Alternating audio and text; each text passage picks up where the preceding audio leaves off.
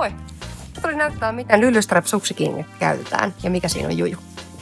Lyllypaketissa tulee 2 kappaletta tämän näköisiä lylyjä, jotka tulee sauvaan kiinni.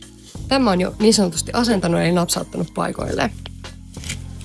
Silleen väliin laitatko tämän lärpäkkeen ylös vai alaspäin, ihan up to you. Valitse kohta. Naps ja naps. Sulla on lylyt asennettuna ja ne pysyy menossa mukana. Elikkä nämä on aina kiinni silloinkin, kun sä hiihdät.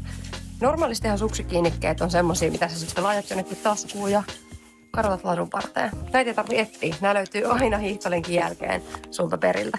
Ja tää on tosiaan tämmönen kumimaisempi osa. Tää on kovempi osa, tää mikä tulee tähän sauvaan.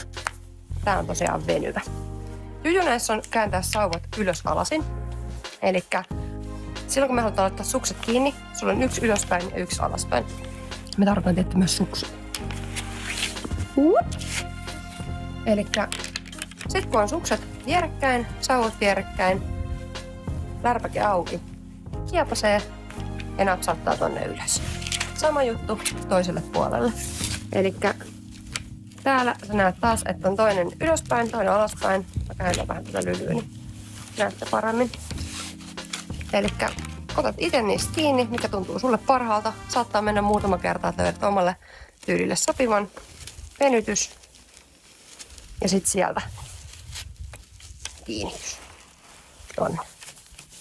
Sitten sulla on paketti valmiina ja jos hiihtolenkki on hoidettu, niin ei muuta kuin afterski.